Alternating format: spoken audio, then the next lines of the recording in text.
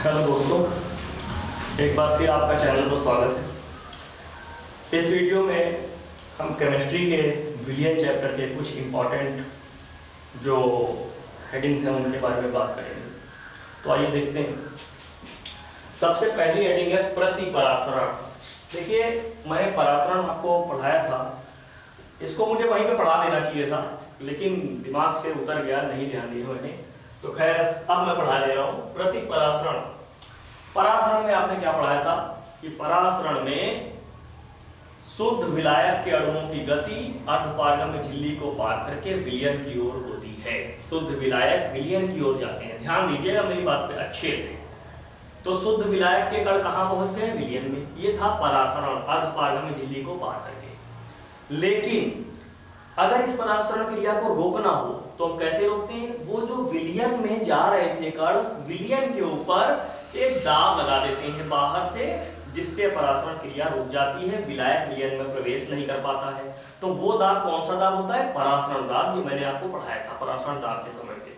अब अगर उसी दाब को और बढ़ाते चले जाएं, रोके ना वहां पे, और बढ़ाते चले जाएं, तो विलयन के अंदर जो विलायक था वो विलायक फिर से कहां जाने लगेगा? शुद्ध विलायक में जाने लगेगा। विलयन के अंदर मौजूद जो विलायक है वो शुद्ध विलायक में प्रवेश करने लगेगा अर्धपारगम्य। तो आपने देखा कि यहाँ पर क्या हो रहा है? यहाँ पर परासरण के विपरीत क्रिया हो रही है। परासरण में क्या हो रहा था? शुद्ध विलायक कहाँ जा रहा था? विलयन में जा रहा था, अर्धपारगम्य झिल्ली को पार करके। लेकिन जब हमने परासरण दाब का मान और ज्यादा बढ़ा दिया, ठीक है, तो हमने क्या देखा कि विलयन से विलायक कहां? शुद्ध विलायक की ओर जाने लगा। मतलब परासरण की विपरीत दिशा में ये क्रिया होने लगी। विपरीत में होने के कारण यहां पर एक शब्द लगा है प्रति। और परासरण तो आप जान ही रहे, परासरण का सीधा सा मतलब होता है अर्धपारगम्य झिल्ली को पार करके दूसरी ओर जाना। वो परासरण है, ठीक, किसका? विलायक के अणुओं का। कहां? विलयन में, ठीक। लेकिन अगर वो क्रिया उल्टी हो जाए कि विलयन से विलायक के कण अर्धपारगम्य झिल्ली को पार करके कहां जाने लगे? विलायक में, तो ये क्रिया हो गई किसकी? परासरण की उल्टी। तो इसको हम क्या बोलेंगे? प्रतिपरासरण बोलेंगे। क्लियर हो गया होगा आपको। अब हम अगली हेडिंग की बात करते हैं, सामान्य अणुसंख्य गुणधर्म। सामान्य अणुसंख्य गुणधर्म। तो जैसे कि इसकी परिभाषा लिखा है तनु विलयन। एक एक वर्ड को समझेंगे। तनु विलयन कौन से होते हैं? वे विलयन जिनके प्रति लीटर आयतन में विलय के अणुओं की संख्या कम हो, वो क्या कहलाते हैं? तनु विलयन कहलाते हैं। तो तनु विलयन के भौतिक गुणधर्म, कौन से गुणधर्म? भौतिक गुणधर्म दो प्रकार के होते हैं, भौतिक और रासायनिक। भौतिक गुणधर्म जो होते हैं, जो बदलते रहते हैं, कंडीशन के हिसाब से क्या होते रहे? स्थिति के हिसाब से, परिस्थिति के हिसाब से बदलते रहे, वो भौतिक हैं। और रासायनिक गुणधर्म क्या होते हैं? वो बदलते नहीं हैं, वो एक बार जो हो जाते हैं वही रहते हैं पर्टिकुलर। अब तो यहाँ पर कौन से लेने हैं हमको? तनु विलयन के भौतिक गुणधर्म जो विलयन में उपस्थित कणों की संख्या पर निर्भर करते हैं। संख्या अर्थात मात्रा पर निर्भर करते हैं। मतलब अणुओं और आयनों की विलयन के अंदर कितनी संख्या है, इस बात के ऊपर जो भी गुणधर्म निर्भर करेंगे वो सारे के सारे क्या कहलाएंगे? वो कहलाएंगे सामान्य अणुसंघ गुणधर्म। लेकिन उनकी खास बात होती है कि वो प्रकृति पर निर्भर नहीं करते हैं। मतलब वो विलय उसके अंदर जो डाला जा रहा है विलयन बनाने के लिए, उस विलय की प्रकृति पर निर्भर बिल्कुल भी नहीं करेंगे। खाली इस बात के ऊपर निर्भर करेंगे कि उस विलय की मात्रा उसके अंदर कितनी है, इसके ऊपर डिपेंड। जो भी गुणधर्म करते हैं वो सब क्या कहलाते हैं? सामान्य अणुसंघ गुणधर्म कहलाते हैं। जैसे कि परासरण दाब। परासरण दाब विलयन की प्रकृति पर बिल्कुल भी निर्भर नहीं करता है। याद रखिएगा, ये केवल निर्भर काय पे करता है कि विलय उसके अंदर कितनी मात्रा में घुला है, विलय के अणुओं या आयनों की संख्या उसके अंदर कितनी है, इस बात के ऊपर डिपेंड करता है। कौन? परासरण दाब। इसलिए परासरण दाब क्या है? एक सामान्य अणुसंख्य गुणधर्म है। अब हम अगली हेडिंग पे चलते हैं, क्वथनांक का उन्नयन। नाम इसका क्या है? क्वथनांक का उन्नयन। क्वथनांक जिस पे कोई चीज उबलने लगे, वो उसका क्या था? वो ताप वो क्या कहलाता है? उसका क्वथनांक कहलाता है। क्वथन मतलब उबलना। ताप वो ताप जिस पर कोई पदार्थ उबलना चालू कर दे, प्रारंभ कर दे, उसको हम क्या कहते हैं? क्वथनांक कहते हैं। उन्नयन मतलब बढ़ना, मतलब उसके उस ताप का क्या हो जाना? बढ़ जाना। अब ये बढ़ेगा कैसे?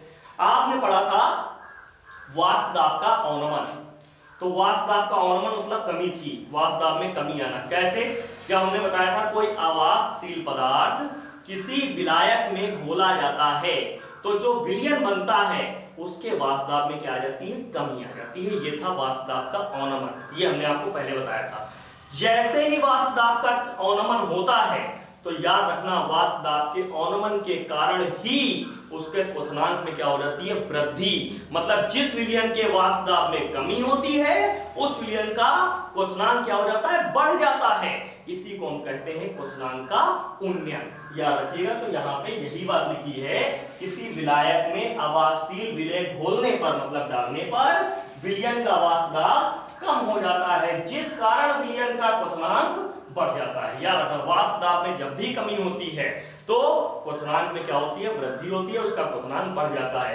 तो किसी विलायक के क्वथनांक में उत्पन्न इस वृद्धि को ही हम क्या कहते हैं, क्वथनांक का उन्नयन कहते हैं। और इसको क्या लिखते हैं, डेल्टा टीवी।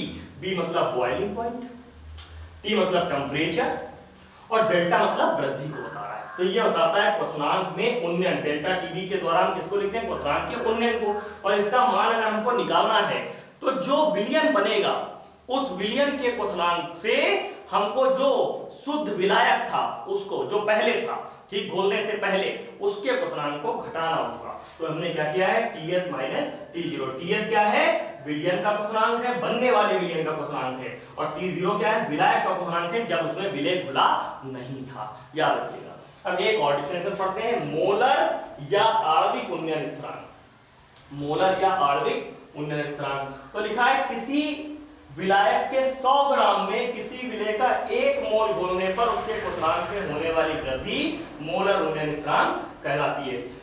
मतलब यही पूरी परिभाषा है क्वथनांक का उन्नयन। खाली वहां क्या कर देना है, 100 ग्राम लेना है विलायक और उसमें कितने मोल घोल देना है, 1 मोल घोल देना है। मतलब अगर 100 ग्राम विलायक में आप 1 मोल घोलते हैं तो उसके क्वथनांक में जितनी वृद्धि होगी उसी को हम कहते हैं मोलर उन्नयन स्थिरांक या आणविक उन्नयन स्थिरांक। याद रखिएगा। ठीक। और इसको लिखते हैं अणुभार के रूप में। अणुभार का इससे संबंध होता है, ये अणुभार है, ये विलय का अणुभार है, और के भी है मोलर उन्नयन स्थिरांक। याद रखिए मोलर उन्नयन स्थिरांक, दोनों में संबंध है। ये 100 वो 100 ग्राम के लिए लिया गया है, 100 गुणे के B into small W. Small W क्या है, स्मॉल डब्ल्यू है विलय का भार। याद रखिएगा, जो विलय आप बोल रहे हैं उसका भार है। और डेल्टा टीबी क्या है, उन्नयन स्थिरांक है, जो कि आप अभी ऊपर पढ़ चुके हो, क्वथनांक का उन्नयन। ठीक वो है। और कैपिटल डब्ल्यू क्या है, विलायक का अणुभार है। याद रखिएगा, जिसमें विलय बोला जा रहा है। ठीक। अब एक और डिफिनेशन मोलर उन्नयन स्थिरांक। तो यहाँ एक शब्द आया है मोलर और यहाँ आया है मोलर। तो इसमें और इसमें केवल एक अंतर होगा, वो समझ लीजिए आप। जहां ये आ रहा है 100 ग्राम, याद रखिएगा, जहां ये कितना आ रहा है 100 ग्राम, वहां पे आप 1000 ग्राम कर देंगे, बस केवल यही अंतर है। और इस सूत्र में भी यहाँ कितना आ जाएगा, 1000 आ जाएगा। मतलब किसी विलायक के 1000 ग्राम में विलय का 1 मोल घोलने पर उसके क्वथनांक में होने वाली वृद्धि क्या कहलाती है, मोलर उन्नयन स्थिरांक कहलाती है। मोलर उन्नयन स्थिरांक कहलाती है। तो आप इस वीडियो को कई बार देखें और समझें। फिर भी अगर आपको समझ में नहीं आता है तो आप मुझे कांटेक्ट कर सकते हैं, कमेंट करके पूछ सकते हैं, जैसे आपको सुविधा हो आप उस तरीके से पूछ सकते हैं, ताकि आप अच्छे से अच्छी पढ़ाई कर सकें। और इसका नोट्स भी आप बनाएं, नोट्स भी बनाएं, क्योंकि भविष्य में, ताकि आपको बार बार नेट ना खर्चा करके आपको बार बार ना देखना पड़े, वहां से जब आप फंसे तो आप उसको देख सकें। धन्यवाद।